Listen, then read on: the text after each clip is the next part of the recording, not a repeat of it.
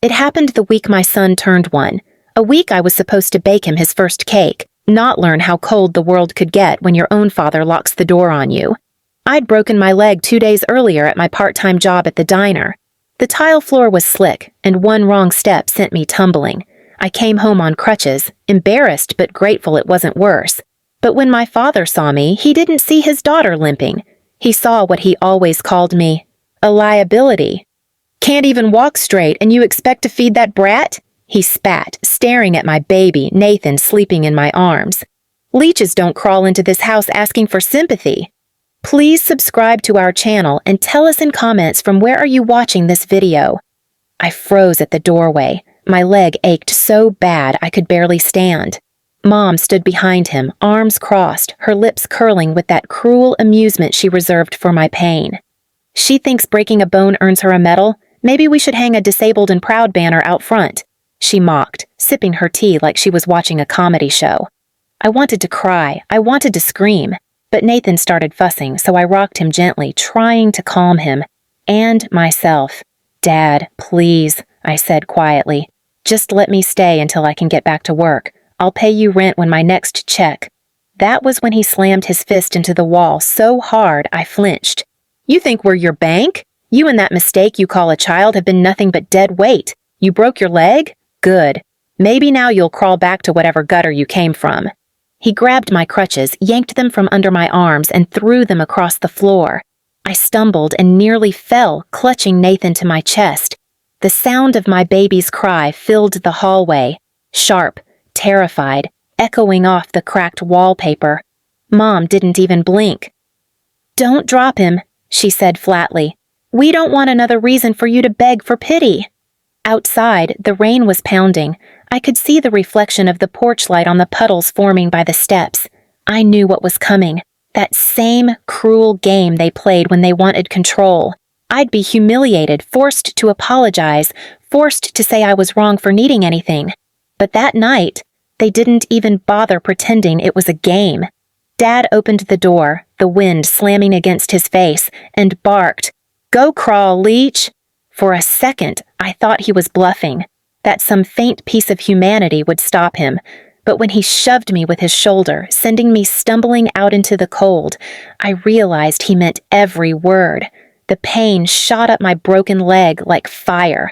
I nearly fell but tightened my grip around Nathan. He screamed from the sudden chill, his small body trembling in my arms. I begged, "Please, just until the storm passes, I can sleep in the hallway." The door slammed, and through the window I saw them, laughing. My sister Danielle on the couch, scrolling through her phone, smirking. "Guess the Leech finally learned to swim," she said. Rain soaked through my clothes in minutes. I tried to make it to the curb, dragging myself with one arm while holding Nathan close with the other. Every step sent lightning through my injured leg. His little face was pressed to my chest, his cries muffled by the rain. I reached the end of the driveway, and that's when I fell. The crutchless weight gave out, and I collapsed into the mud. Nathan started sobbing harder, and for a moment, I broke. I screamed into the storm, but no one answered. That night, under the orange glow of a distant streetlight, I swore I would never beg them again. A neighbor, Mrs. Greer, found me hours later. She wrapped us in blankets, drove me to the emergency room, and stayed until morning. She didn't ask for anything. She just whispered, "You don't deserve that, honey." Those words became my anchor. I got a temporary shelter placement. I slept on a cot beside Nathan's crib and stared at the ceiling every night, remembering the laughter behind that slammed door. I promised myself that one day when they needed warmth, I'd make sure the only thing they'd find was the cold they gave me. It wasn't vengeance yet, not even close. It was survival. But in the quiet corners of that shelter, with one good leg and a baby who needed me, I started building something they could never take away. A plan. And someday, that plan would make them beg for shelter they'd never see again. The shelter became my turning point. The walls smelled faintly of bleach and burnt coffee, and every morning started with the distant cries of babies. But for the first time in years, I didn't wake up to shouting. Mrs. Greer stopped by often, always bringing small things, A warm blanket, a jar of soup, sometimes just a smile that reminded me not everyone was cruel. The doctor had said I'd need 6 weeks for my leg to heal. It took me 9, hobbling with a borrowed crutch, working small shifts at the laundromat across the street. Nathan stayed in a playpen near the dryers, babbling while I folded strangers' clothes. Each coin I earned went into a mason jar, my escape fund. Sometimes, between cycles, I'd think about the night Dad kicked me out. The image of his grin through the window haunted me, that satisfaction of watching me suffer. I used to think hate was poison. Now I realized it was fuel. One day, while folding towels, I saw a flyer pinned near the door. Community college, evening business program. I still had scars up my leg, but I picked up that paper and didn't let go. By the end of that week, I was attending classes. Nathan came with me, asleep in his stroller, while I sat in the back row scribbling notes. I worked 2 jobs, laundromat by day, diner by night, surviving on caffeine and stubbornness. Every ache in my leg was a reminder of what they'd taken from me and what I'd reclaim. Months passed. I got an apartment, tiny, damp, but mine. Nathan learned to walk across its cracked linoleum, giggling when he fell. That laugh became my heartbeat. I taped my old family photo to the fridge, not for love, but as a reminder of the people I'd never be again. Then, life shifted again. My business professor, Mr. Hanley, called me after class one night. "You've got an instinct," he said. "Ever thought about starting something of your own?" I hadn't, but that seed stayed. Within a year, I launched a small cleaning service, Shine and Rise. What began as me scrubbing offices turned into a team of 5 women from the shelter, all survivors like me. I watched it grow like a stubborn flower through concrete. The day I opened our second branch, my phone rang. The number made my heart stop. Dad. For the first time in years, I let it ring once, twice. Then I answered. "Hello?" His voice was smaller than I remembered, ragged, desperate. "Lena, we need help. The roof's leaking. Your mom, she's sick. The house." I didn't speak. The silence stretched, just like that night in the rain. Finally, he whispered, "Please, we don't have anywhere to go." I looked around my bright office, the smell of lemon cleaner, the sound of my employees laughing in the hallway. I thought of Nathan, now 4, coloring quietly in the corner with the women he called aunties. Something inside me settled. "Dad," I said softly, "you told me once garbage belongs with garbage. I hope you found a dumpster big enough." He gasped, but I hung up. That was the first time I felt peace. I didn't plan revenge that night. I lived it. Every success, every smile, every warm bed Nathan and I had was justice. But the real reckoning, that was still coming. Because a storm was brewing back home, one that would make them beg for shelter again. Only this time, I'd be the one holding the door shut. Winter came back like a ghost that year, biting wind, gray skies, and that same hollow chill that once pushed me out into the rain. But this time I had heat. I had a home that smelled like cinnamon and baby lotion. Nathan had his own room with little glow-in-the-dark stars on the ceiling. Life had texture again, warmth, noise, meaning. I thought I was done with the past, but the past wasn't done with me.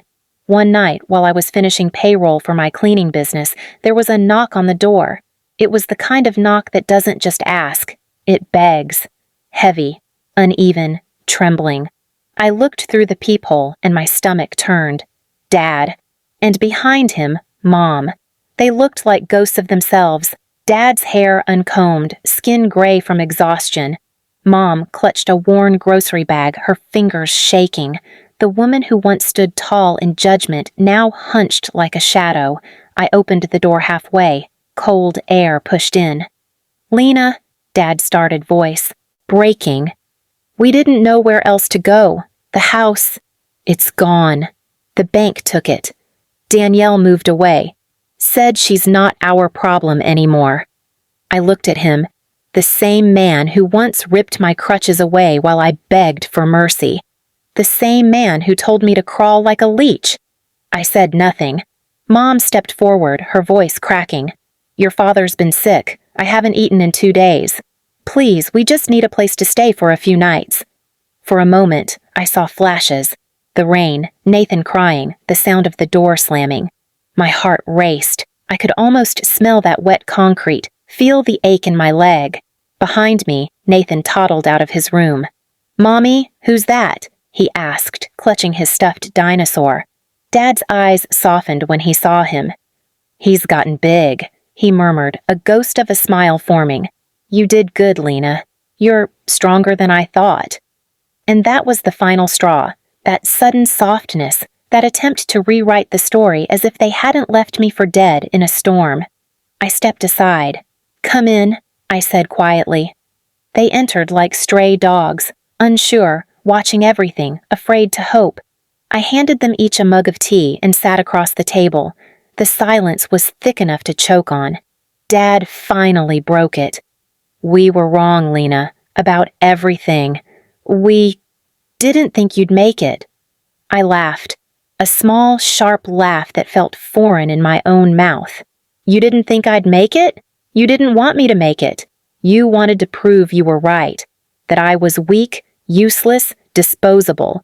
You threw your own daughter into the storm and called it discipline." Mom tried to reach for my hand. "We were angry. We didn't mean—" "Don't," I said coldly. "You meant every word. I remember each one." Nathan watched from the hallway, sensing tension but too young to understand. I smiled at him gently. "It's okay, baby. Go to your room. Mommy's just talking to some old memories." He obeyed. When I turned back to them, the tea in their hands had gone cold. "You want a place to stay?" I asked. "Fine, I'll give you one." Their faces lit up, relief, disbelief, shame all tangled together. "Thank you, sweetheart," Mom whispered. But I wasn't finished. "There's a condition. You'll work for me, cleaning the offices I built from nothing. You'll mop floors, scrub sinks, and take orders from the same kind of women you used to call garbage. You'll earn your bed and your food. No free rides." Dad's jaw dropped. "You can't be serious." "Oh, I'm deadly serious." Mom's face twisted. "You'd humiliate your parents like that?" I leaned forward, my voice calm but sharp. "You already did that to me. You threw me into the rain with a broken leg and a screaming child. I spent nights praying he wouldn't freeze. You don't get to cry now." Dad slammed his mug down, his pride flickering like an old flame. "We're not your servants." I stood, towering over them in my own home. "You're not my parents either. Not anymore." They left that night. I thought maybe they'd find another couch to crash on. But 2 days later, I saw them again, outside the back door of my cleaning office. It was raining, just like that night years ago. They were soaked, shivering, sitting under the flickering streetlight. When our team arrived the next morning, Mrs. Greer, now my head supervisor, looked at me and whispered, "They've been out there all night." I stared through the glass. Dad's hands were wrapped around Mom's shoulders, trying to keep her warm. They looked small, broken, human. Something inside me twisted. Not pity, not forgiveness, just closure. I opened the door slowly. "You're late for your shift," I said quietly. Mom looked up, stunned. "You mean?" I nodded once. "There's cleaning gear in the closet. Don't be gentle with the floors. They're dirty, like everything you built." That day, they worked in silence. They didn't meet my eyes, but when Dad limped past me later, I caught him looking at Nathan, who was sitting on my office floor, drawing a family, just the two of us. For the first time, Dad didn't look angry. He looked empty. After hours, I paid them. The same hourly wage as the others. No extra pity. No family discount. Just work for pay. They came back the next day, and the next. Each week, they grew quieter, humbler, smaller. Mom stopped wearing jewelry. Dad stopped shouting. They started saying thank you. To me, to the women they'd once looked down on. And then one morning, they didn't show up. I found a note on my desk in Mom's shaky handwriting. "We don't deserve your roof, your money, or your mercy. But thank you for showing us what real strength looks like. We're leaving the city. Don't worry about us anymore." I stared at that note for a long time. Then I folded it carefully and placed it in my drawer beside my first dollar earned from the business.